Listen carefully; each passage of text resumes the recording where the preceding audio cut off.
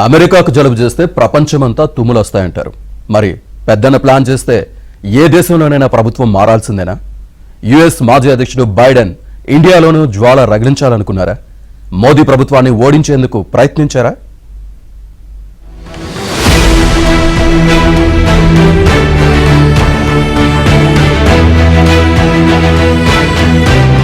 ప్రపంచాన్ని శాసిస్తున్న అమెరికా భారత రాజకీయాలను వేలు పెట్టడానికి ప్రయత్నించిందన్న ఆరోపణలు పెను దుమారం రేపుతున్నాయి. జో బైడెన్ హయాంలో ఇండియాలో మరెవరినో గెలిపించడానికి ఫండింగ్ చేశారంటూ ప్రస్తుత అధ్యక్షుడు డొనాల్డ్ ట్రంప్ సంచలన వ్యాఖ్యలు చేశారు. భారత్ లో ఓటింగ్ పెంచేందుకు $21 మిలియన్ ఖర్చు చేశారంటూ లెక్కలతో సహా ప్రకటించారు. ఈ సొమ్ము ఎవరినో గెలిపించడానికి వాడారంటూ నర్మగర్భ వ్యాఖ్యలు చేశారు. అంటే మోదీ నేతృత్వంలోని ప్రభుత్వాన్ని కూలదోసేందుకు బైడెన్ ప్రయత్నించారా? అదే నిజమైతే బైడెన్ గెలిపించాలనుకున్న ఆ ఎవరై ఉంటారు? ఇప్పుడిదే దేశ రాజకీయాల్ని కుదిపేస్తోంది. భారత రాజకీయాల్లో పెనుదుమారు మెరేగింది. అమెరికా సాయంపై శ్వేతపత్రం విడుదల చేయాలని కాంగ్రెస్ డిమాండ్ చేస్తోంది.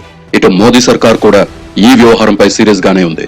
లోతైన దర్యాప్తుకు ఆదేశించే యోచనలో ఉన్నట్టు తెలుస్తోంది. దేశ సార్వభౌమత్వం విషయంలో రాజీ పడ్డంతో పాటు అంతర్గత వ్యవహారాల్లో విదేశీ జోక్యాన్ని సహించేది లేదంటోంది. బైడెన్ హయాంలో వచ్చిన $21 మిలియన్ సొమ్మును ఎందుకు వినియోగించారో నిగ్గు తేల్చే పనిలో పడింది.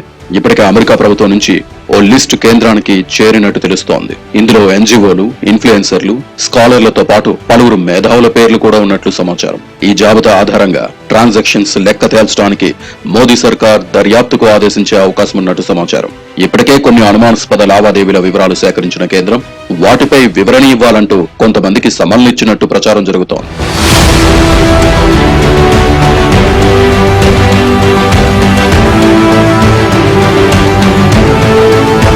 మరోవైపు 2024 సాధారణ ఎన్నికల్లో భారత్ లో బైడెన్ ని ఎవరిని గెలిపించాలనుకున్నారు?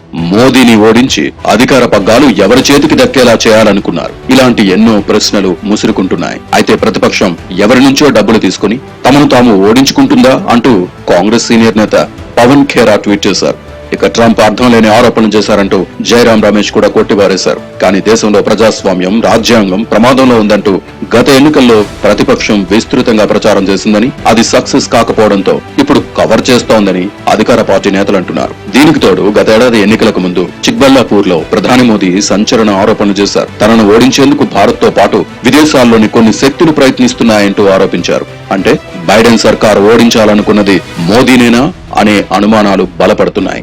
ఈ వ్యవహారంపై ట్రంప్ వ్యాఖ్యల్ని సీరియస్ గా తీసుకున్న మోదీ ప్రభుత్వం అన్ని పరిణామాల్ని నిశితంగా గమనిస్తోంది.